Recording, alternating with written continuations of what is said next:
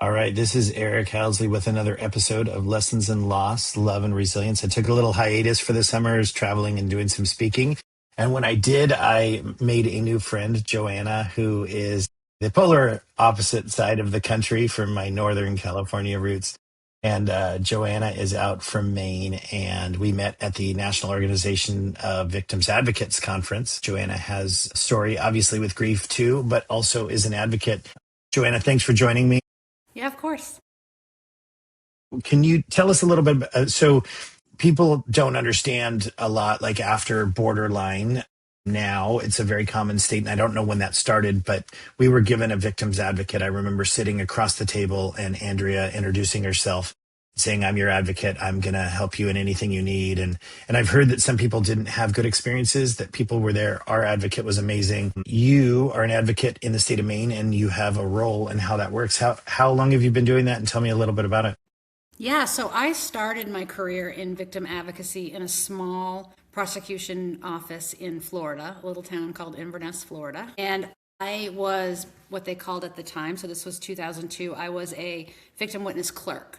So I did misdemeanors, homicides, DUI, crashes, and I did a lot of domestic violence. I helped a lot of domestic violence victims. So that's kind of where I got my start in my career. And then I was there for 4 years, and I realized that working in criminal justice was my passion. I guess I really liked helping victims make their way through the prosecution, knowing what an arraignment was, knowing what when they needed to come to court, if they didn't need to come to court, notifying them of all the things that so that's when I took my first advocate course, and I got my degree in criminal justice. After that, I did everything backwards, kind of. I got married, had children, went to college, so I did it a little bit out of order. So when I was a young mom is when I started this job, and then we moved to to Alaska for 10 years. And when I was there, I was a criminal defense investigator, so I worked on the other side of the law. And then when I moved back to Maine in 2016, I was a victim advocate at the Maine Department of Corrections, working with domestic violence victims as they're preparing for their offenders to be released from prison. And then I got what I considered to be kind of like my dream job at the time, which was in the state of Maine, and it's different from a lot of states, but in the state of Maine, there's 3 advocates within the homicide unit, and there's only 1 homicide unit in the state because we're small. Small So population, yeah. there was 3 of us, and we spanned the whole state. And so I would meet with a family right after a murder occurred, help them with funeral arrangements, getting set up with victims' compensation so they could get, therapy paid for, funeral paid for, all of that stuff. And then I would go to court with them. I would notify them. I would sit and, show parents autopsy pictures of their children to get prepared for the trial. And so my role was with them from day one, if possible, sometimes right after the incident occurred. And so I did that for 5 years, and I was going to retire. That was my retirement job. I'd always been a state employee, different states, but I'd always been a state employee. And then everything changed in my life. So before you jump into that, because yeah. I know I want to hear it's definitely more to talk about there. Just for clarification, and I was thinking about this recently, is the victims advocates, and we chose not to know details. We were like, that doesn't change the outcome. We didn't identify Elena's body. We chose that I didn't want to wake up with nightmares of her lying on a table, deceased with however many bullet holes. And our advocate knew that. As advocates, you guys all of the data in case somebody, you've seen the pictures, all of it. Is that correct? Yes. So that's is there PTSD that happens around that stuff? We suffer. And I think that in the world we live in now, there's a lot more acknowledgement of vicarious trauma and post-traumatic stress from what we're exposed to as victim advocates. When I started my career, and that was in 2002, victim advocates were kind of clerical position. They weren't seen as a paraprofessional position that they are now. And they weren't, when you think of law enforcement and the detectives that see all the homicides and do all the things, there's a 20-year retirement age for a reason. They know the things they do and go through and see. A long-term career can be harmful to you as a person. And I don't think that started being, people weren't aware of victim advocates needing that kind of debriefing, critical incident debriefing. And that's starting to become more, when you go to a conference now, you see all kinds of wellness webinars. And that wasn't a thing in 2002. So I think we've really kind of come a long way. And, but one of the things I learned early on, I think, was choice is very important for survivors and survivors of crime, and also surviving family members of homicide victims, especially. I told people from day one, like, I will share with you what I can, because it's an investigation, so I can't share everything. I'll share with you what I can. What I can tell you is I won't lie to you. If I don't know something, I'll tell you I don't know. If I can't tell you, I'll tell you I'm not allowed to tell you. But I also, and we had the liberty of doing this because we were we're a small state. I could say to people, how do you want to hear from me? Is a phone call going to make it so that you can't have, the rest of your day is going to be spent in bed? Would you rather get a text from me saying, I have information, call me when you're ready? Do you want to get the letter in the mail? Do you want, there's a lot of different ways. And so for me, it was really important to let people choose how they interacted with me. Some people were like, tell me when I need to be at court. I don't need any support. I have a therapist. Just tell me when I need to be there and I'll show up. I don't want to know about all the little hearings. I don't want to know. And so, but not every jurisdiction can work like that because of the sheer number of cases that they have. So I would feel terrible for people when I'd go to these conferences and I'd hear, well, we had a terrible advocate and we never heard from them and we were never given an advocate. And I think that broke my heart because I know what good advocates can do. Yeah. And I that's exactly why that's exactly why I brought it up, because when I went to the Parents of Murdered Children's conference to speak, I met quite a few people. I mean, these are people that have lost someone for tragedy in what way. And quite a few of them said, I didn't have an advocate, or I did, but I never heard from them. And I'm thinking, wow, like for me, I just felt so fortunate that we had Andrea, and she knew, like we said, look, we don't want to know details. So she would reach out and she'd say, okay, Arik, the police report's coming out. It'll be out in public tomorrow. Just letting you know, I know you don't typically want to know. If you've changed your mind, please let me know. But just letting you know that if it ends up in the news or on social media or something, just be prepared. And so she was awesome in that way, because there was stuff like when we first received like a check towards like the funeral costs and stuff. I'm thinking, why am I getting what's this? What is this? Like, I don't get it. And I just didn't understand. So it was easiest to just reach out to one point of contact. So I knew how appreciative I was of mine. So I felt really bad when some of these people that have gone through, like the loss of a loved one in a tragic way, some sort of murder, that they're like, yeah, I didn't have an advocate. And that just blew my mind.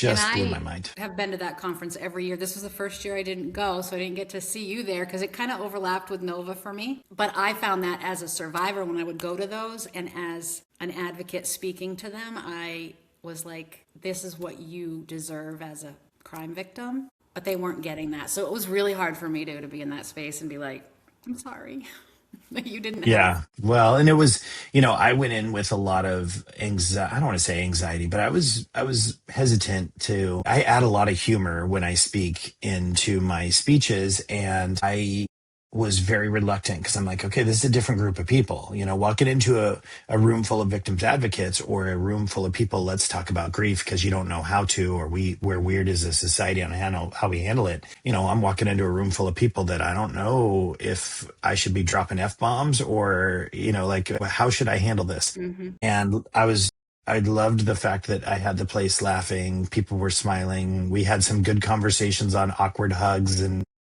stupid shit that people said to us. Like there's a point that I walked away going, gosh, this really felt good to do that. And I really enjoyed it. Same thing with the victims advocate. So I thought I was going to see you for about 4 days in a row, but no. I usually try to go, but it's so tricky to. Yeah. My work pays for Nova, and I pay on my own to go to POMC. So you did say as well as a survivor. So why don't you tell me how, like, you were in Maine and you were about to say it when I cut you off a little bit ago. Okay.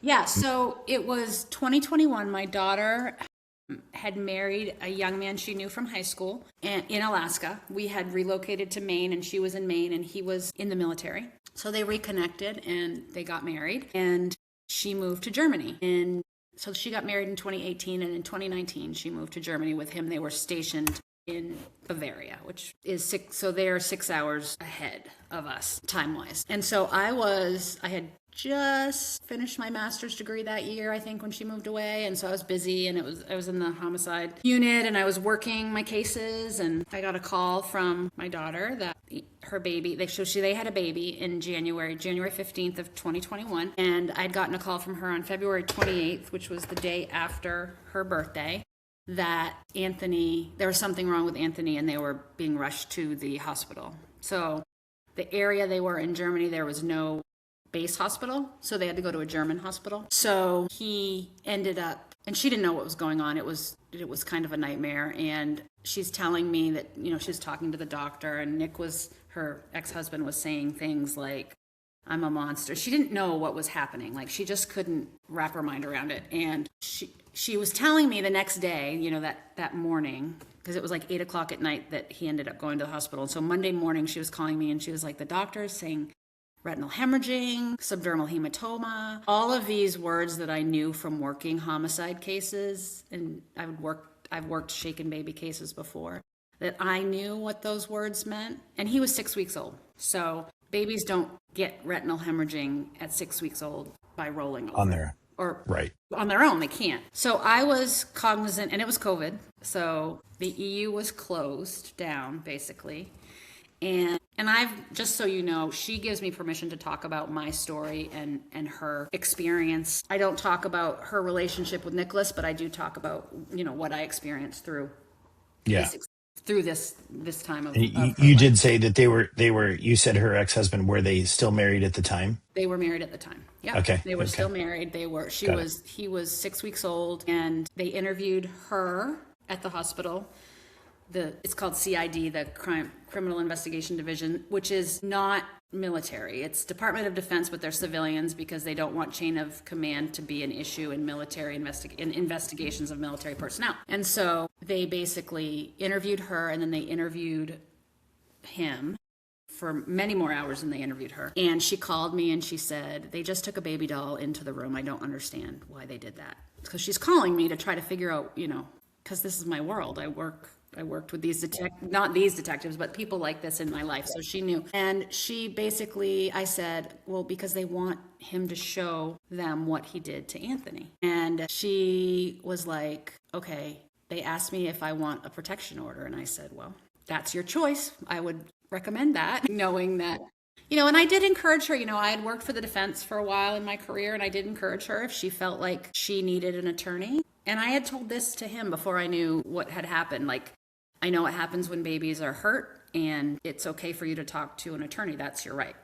Both of them. I knew very quickly that she didn't have any idea that what was happening, like in terms of what had happened to Anthony. Like, she thought maybe he was sick. She didn't until the doctor said this could not have happened. This was inflicted. And they didn't arrest him. They didn't charge him. Things are very different on a military base than they are in the U.S. world of normalness.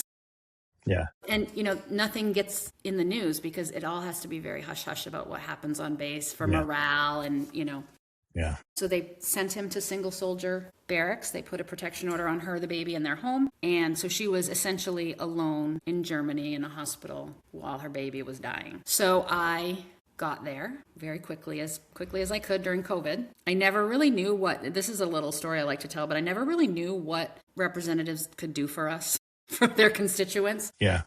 Because I'd never had to experience anything like that. But I called my representative because I didn't have a passport. All the passport offices in Maine were closed because of COVID. You could get an emergency passport if you had a flight, but I didn't have a flight yet because I didn't want to buy the flight until I had my passport. It was just, so I called our state representative, and he got me to New Hampshire the same day, and I got a passport that day.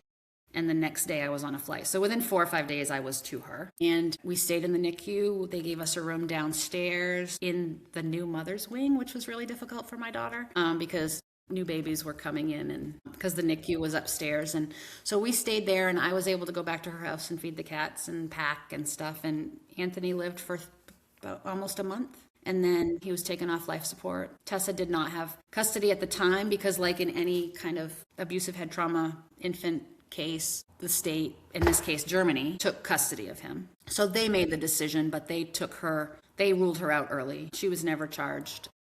And yeah, so we Yeah. held him. Well, I didn't hold him until after he passed away because I wanted to make sure she had all those times. And he died on March 23rd, and we packed up her house and flew back to Maine. So sorry. The Thank you. to hear that, and I mean, and it sounds crazy to say it, but I remember saying to my wife when the kids were little, when probably Elena, because she was our first, going, I just don't understand. Like, how could anybody ever do that?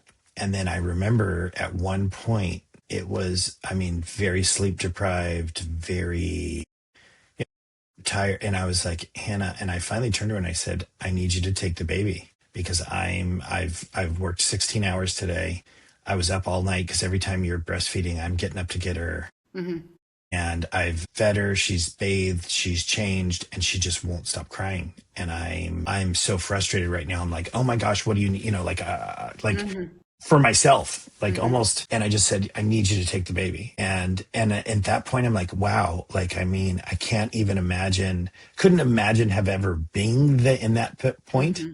And then feeling to even get that close to know, like, oh my gosh, please take the baby, because I was that Frustrated. frustrated Hmm. and just mentally and physically exhausted. Exhausted. And again, I'm not justifying it by Oh, no. any means. It's just like, wow, I can see how this happens more than it should because people are, It whatever, was it was tricky too. Like they military used to do this thing with new parents called, and they required the soldiers to do it, called baby boot camp. And they would talk about purple crying, and they would talk about giving, that exact thing. And because of COVID, they didn't have those classes. I don't, and to your point, Tessa and I both have talked about this, and we don't believe that Nicholas woke up that day and said, I'm going to kill my son today. Like, that wasn't what happened. It wasn't an intentional act, but he should have known. I mean, everybody knows not to shake a, like, that if you shake a baby, that can happen, right? But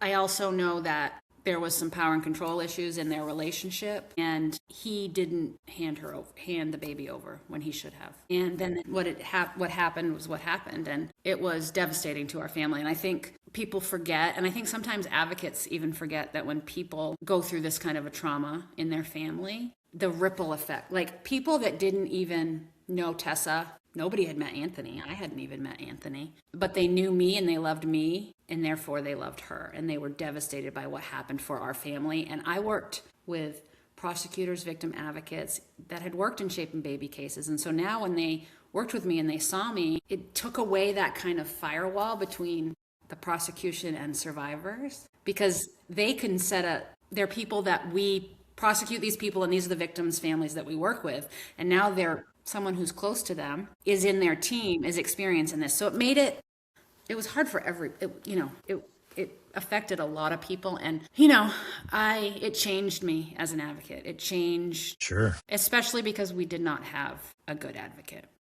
Yeah. So, Well, and let me ask you this before we talk about how you changed on yeah. that, because I do want to get into that too. Because I know for me, how I communicate with people and stuff changed immensely, like probably full 180, right? Once Hmm. you've lived it in a different way. But for our foundation, for Elena's Voice Foundation, we've always done victims of violence. So 100% of the money we raise goes back towards victims of violence. So mom is beaten by boyfriend with cell phone in front of children. Mom gets it, kids get it, and we cover all of it. It's people that don't have access. The second piece recently that we've kicked off, it's called Elena's Bridge. And our intention is and the public defender's office is really excited about what we're doing. The intention is to get that Anthony of the world, the one that's made that. Now, this mistake was different because I would assume it was manslaughter of some sort, some sort of degree, whatever that ended up as. But that one person that's gone, like they lost their job, they hit their child, like something that's not acceptable. But those children, like Anthony, very possibly, who knows, and I'm assuming, but many times these people that are that are on drugs or using or abusive domestic violence, that's what they saw growing up, like. And so our thought is if we can change the trajectory of that one adult, Yeah. hopefully we can change their children with the intention. And so that's why I wanted to bring that up to you, like to say, like, have you seen any of that in terms of on your advocate side, or does it kind of end there? And then we'll jump in, and then we still jump into how you changed. What I see is it is tricky because I believe in restorative justice. I believe in kind of prevention, trying to aim for prevention. And however, I do feel like in homicide cases, I think that it might not be as appropriate.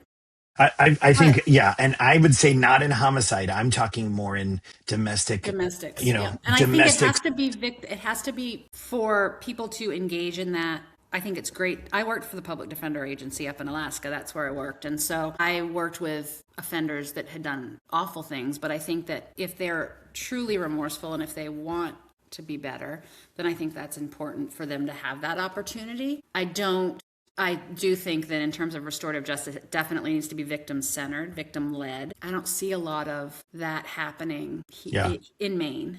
I don't see it. Well, We have a and restorative I, justice, but no, no, no. And I'm glad you said that, because for me too, we've been very clear with them that I said, look, if this is a 30-year criminal that's just doing thing after thing, that's different. If this is Arik lost his job, went on a bad path, started drinking, has been drinking too much, got in an accident, someone was injured, like, again, homicide is to me like that's totally different. This isn't somebody's crossed a line that I don't see. Now, restorative justice, if they're able to do it, that's not where we're definitely a couple of tiers below that. We're yeah, thinking the average Joe who's all of a sudden started possibly abusing, possibly grew up in a household of abuse, and their children. So yeah. yeah, definitely not homicide. I agree in that way. And so we've kind of said, you need to be selective. We can't cover everybody. So we need you to look at the guy that you believe still has hope to change. And I Because if think we can there's a change lot of one people. family, it's worth it.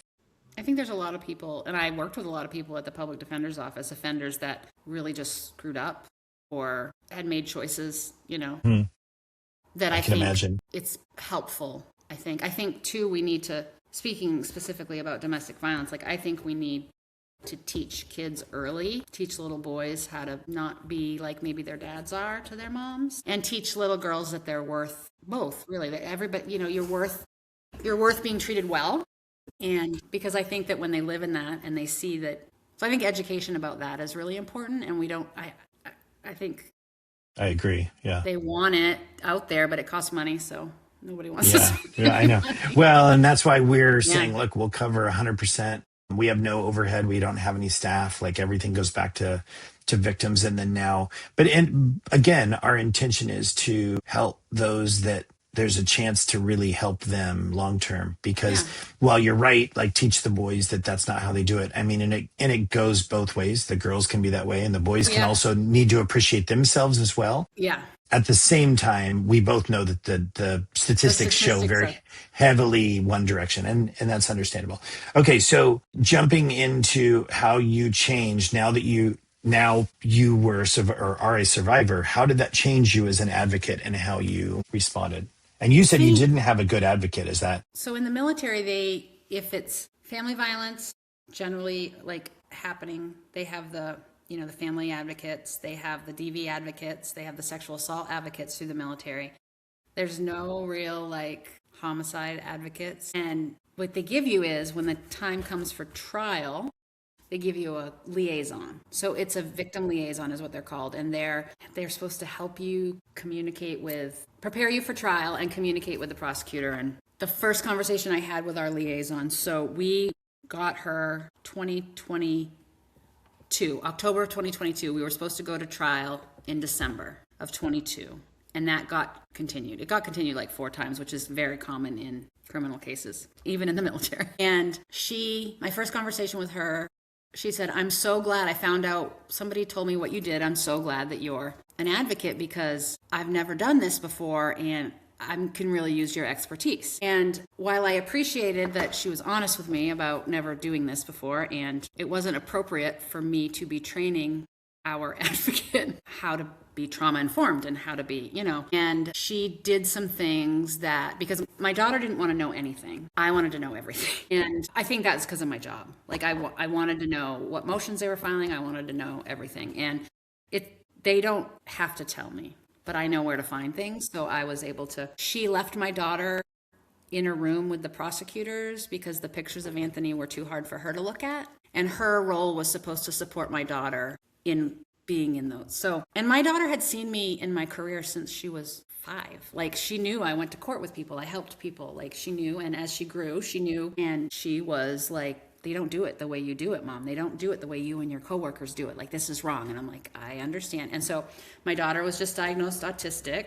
She's level 1 autistic, but she's very justice oriented. So, like, there's right and there's wrong and there's no gray in between. So she Yes. knew that I, knew. And she was just really harmed, I think, by the way this woman handled the whole thing. And so when I came, so we went to trial in 2023 and he was acquitted of manslaughter, maiming. They call it murder, but because they don't have a manslaughter in, but it was murder. There's 2 theories of murder. One was basically manslaughter, meaning no intention. And then one was intentional. And the reason that they charged him with that is because he had admitted to shaking him previously to that date. It had been something that he had done more than once. And he admitted the whole thing. And so that they charged him, but he was acquitted of 2 counts of murder and maiming, which maiming is like, we don't have that here in Maine. It's kind of like aggravated child abuse that could cause death, sort of, is I think the way I interpreted it. And he was acquitted of that. And he was found guilty of the lesser included charge of aggravated assault.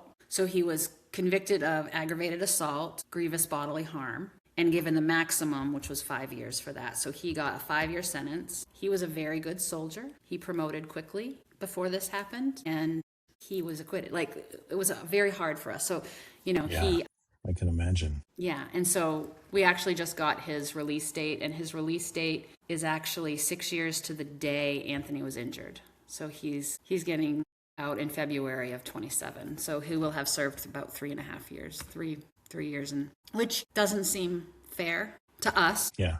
But in reality, abusive head trauma, shaken baby cases don't get long sentences because you can't prove intent. It's not intentional murder. Right. But yet at the same time, like, if I'm texting and driving and I end up killing somebody, you get 15 years at least.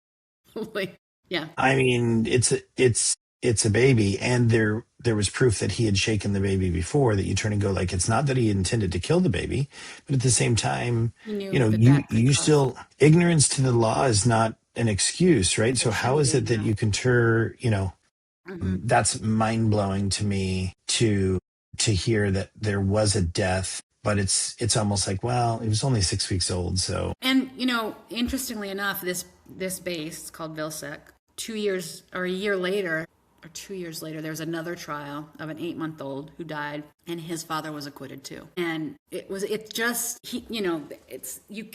I get that there's optics to the military acknowledging that someone they trained to kill people actually killed someone. It doesn't look good for them. Right. Yeah. And I think it was tricky for my daughter to get, he isolated her. There's a lot of stuff that happened when they were over there that, I had no control. She's grown up. I can't, but I came back thinking, like, I struggled a lot with, I'm a victim advocate. How did my daughter end up being, like, how did this happen to her? Yeah. Yeah. And I said a lot of things, like, at work after, like, I'm supposed to help people through this. Like, this isn't supposed to happen to us. You think this, like, but I've learned through that, and kind of my career since has changed. I now work as a victim advocate for a resiliency center of Maine's first mass violence incident. So yeah, it's been. Yeah. Well, and I would assume your level of communication has evolved even more so. I like what you said earlier, is that saying, like, listening to them, like, however you want to do this, we can do this. Because unfortunately, there's no changing the outcome. I mean, when I was at the POMC conference, I mean, I looked at parents and I'm like, look, let's talk about forgiveness. And I said, and I'm going to say this from my point of view, but please know, like, we all do this different. Mm-hmm. And one woman said, how do I talk about forgiveness? My son was murdered. He was in the military. He was found in a ditch in, like, Okinawa or Korea or something. She goes, it's been 7 years. It's still being covered up. Like, there's no result. Mm-hmm. And I said, again, this is why I'm not telling you have to. I'm telling you it allowed me to take that weight off of me. I didn't forgive the shooter for him. I forgave the shooter for me. I don't know what just happened. My phone rang. My watch rang. Oops. All Sorry. good, all good. So it was more for me. Like really, it was me having the opportunity to not carry him with me because he doesn't deserve that space, right? Yeah. Yeah. At the same time, I look and go, how could you do that when you're, I mean, how bad is it that I feel fortunate that he took his own life because I don't have to keep going to parole hearings? Well, that, Like just like for you, like you just got notice that he's going to get let out, and you have to think like this isn't fair. This is now it's not fair for any of us, right? At the same time, you look and go, but now he's out living the rest of his life, and Anthony isn't. and I think that's probably one of the hardest things for my daughter, and she's worried about this since Anthony died. What if he has other children? And I said, you can't let your brain go there. Like your life cannot. You have to just and I don't. Tessa had a really hard time when people would say, well, we pray for Nicholas too, and she's like, fuck that. Like, Yeah. you know, Yeah. which I appreciate. People have that. I had a hard time. I can say I honestly had never hated anybody in my life. Like I was prided myself in the fact that I give people the benefit of the doubt. I meet people where they are. I do my best to like understand where people are coming from. But I had hate in my heart for him after this happened. And part of it was what he did to Anthony, but a lot of it was that he ruined my daughter's chances of being Anthony's mother. I mean, she'll always be his mother, but only up to a certain point. And she has all these, and everybody, you're right about everybody grieving differently. Like for a while, Tessa didn't feel comfortable. I mean, she loved Victim Parents and Murdered Children. That group was like a bunch of Grammys for her, and everybody loved her. But she has a hard time when they say, think about the good memories. And she's like, I didn't have a chance to make memories with him. Like, she doesn't have a lot to talk about when it comes to memories of him. And now he would be 6 in January. Like that. She'll never know. When kids go back to school, she's going to think about that. When she wakes up every day, she's not going to forget that she had a son that isn't here. And so Nicholas's choice to set aside his need for control and prevented her from. But she said to me before, and it breaks my heart when she said it, and she's like, I would have my son back in a minute, but I think that Anthony's death, Anthony saved me from a life that would not have been good, which is hard to reconcile for her. Yeah. Well, Yeah. and it's hard. I wrote an article recently about going to Elena's best friend's wedding and having to go there and sit there, and I was a mess. I'd have to Yeah. excuse myself here and there. And so those are those milestones that will always come. But I also feel very fortunate in the time that I had her for 18 years. Yeah. Right. And Anthony was 6 weeks. 6 weeks. And so you look and just go, gosh, I feel so bad that this was the case. And it's hard for someone like yourself too, who doesn't carry hate by nature, right? That you have to look, and I don't know you in terms of your religiosity or your faith journey or whatever. And I look at that and go, that's what's hard when you're communicating with somebody to say, he's with God now, or because then Mhm. Tessa could be going like, hey, like I'm angry, like why did God let this happen, right? We went there, yeah. I mean, Yeah, I'm sure. I'm spiritual. She struggles with it, Yeah, and she's like, I don't ever say to her, and I've never said to her, like God's plan. Like she's right. like, well, that plan sucks, and I don't Yeah, want to hear about that plan. And yeah, I think I completely I've agree. learned about things. One of the big things I took away from this whole experience was, I worked with this group of prosecutors and victim advocates and paralegals that were in the homicide unit. And Tessa was pregnant at the same time as one of my coworkers, very good friends. And her grandson was born while I was in Germany with Anthony in the NICU. And nobody told me. And I understand why. They didn't tell me he was born, right? Because I was, in Germany with a dying grandson. Yeah, But grieving in your own way. Yeah. yeah, but one of the things I say to people is like, don't take my choice for joy away. Like for me, I needed to hear that good things were still happening in the Yes. world. Yeah. And we have since talked about it, and she's like, we didn't know. And I understand the reasoning because people don't know what to say or what to do. And I'm of a firm belief that, ask me. Like, I want people to say, what do you want to hear these things or not? And I'll tell you, nope, I need no baby talk for a week, And Tessa too, like when you speak of like what ifs and seeing where people are, her brother and his wife had a baby last year. So this is my second grandchild, but the only one that's Earthside. And she had a really hard time with that. I think it helped that my granddaughter Can is a imagine. girl. Yeah. And she's a great auntie, and she's doing her best. Yeah. But we always think about Anthony. We think about how old he would be, what he would look like. And I think I've gotten past the hate point because it's been enough time has gone by for me. I don't know where she is in terms of where she'll be, but that's her journey, and we're all in different spots. Yeah, for sure. And I'll ask you one last question before I ask you for your words of wisdom. I heard you say I have one grandchild that's Earthside. Have you spoken to a medium or considered that kind of a scenario? Not since Anthony.